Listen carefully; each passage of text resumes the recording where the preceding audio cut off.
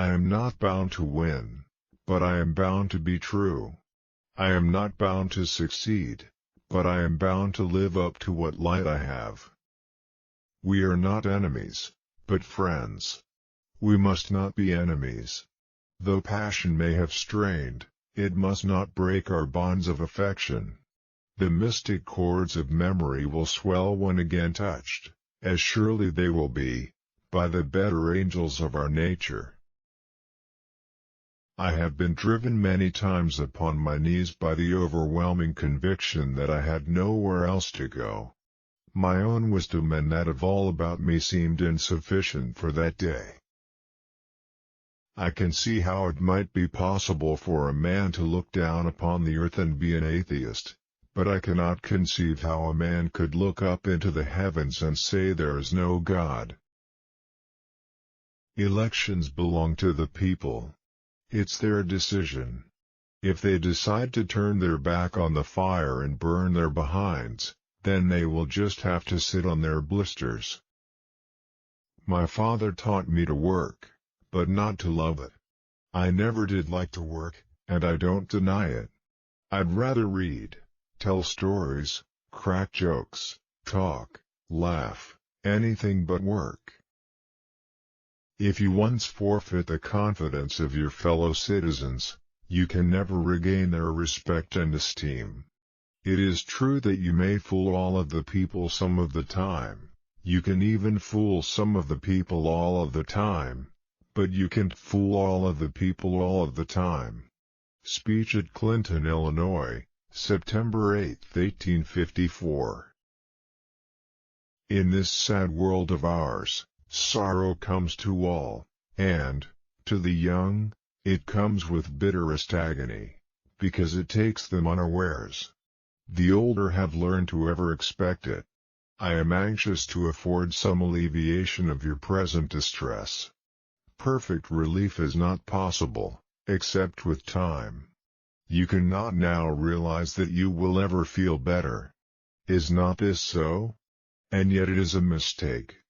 You are sure to be happy again. To know this, which is certainly true, will make you some less miserable now. I have had experience enough to know what I say, and you need only to believe it, to feel better at once.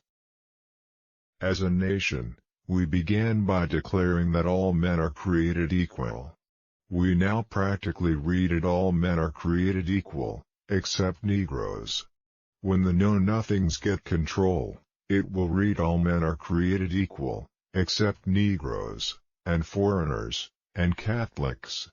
When it comes to this, I should prefer emigrating to some country where they make no pretense of loving liberty, to Russia, for instance, where despotism can be taken pure, and without the base alloy of hypocrisy.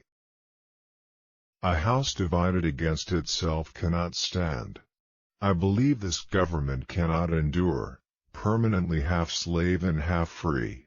I do not expect the Union to be dissolved, I do not expect the house to fall, but I do expect it will cease to be divided. It will become all one thing or all the other. I am a firm believer in the people. If given the truth, they can be depended upon to meet any national crisis. The great point is to bring them the real facts, and beer. When I get ready to talk to people, I spend 2/3 of the time thinking what they want to hear and 1/3 thinking about what I want to say. From whence shall we expect the approach of danger? Shall some transatlantic military giant step the earth and crush us at a blow? Never. All the armies of Europe and Asia could not by force take a drink from the Ohio River or make a track on the Blue Ridge in the trial of 1,000 years.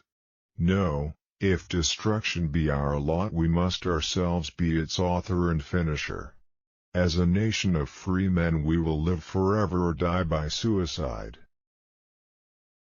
It is said an Eastern monarch once charged his wise men to invent him a sentence to be ever in view, and which should be true and appropriate in all times and situations.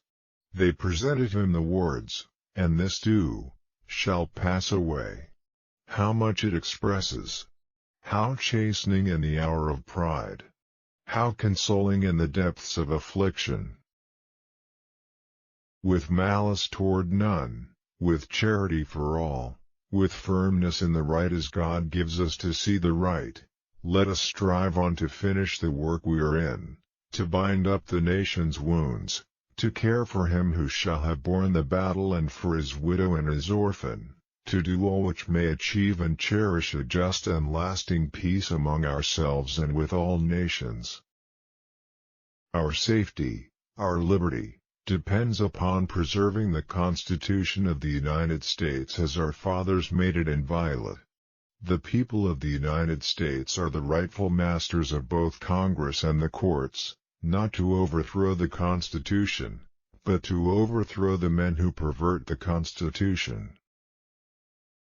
Allow the President to invade a neighboring nation, whenever he shall deem it necessary to repel an invasion, and you allow him to do so whenever he may choose to say he deems it necessary for such purpose, and you allow him to make war at pleasure. If, today, he should choose to say he thinks it necessary to invade Canada to prevent the British from invading us, how could you stop him? You may say to him, "I see no probability of the British invading us," but he will say to you, "Be silent, I see it. If you don't,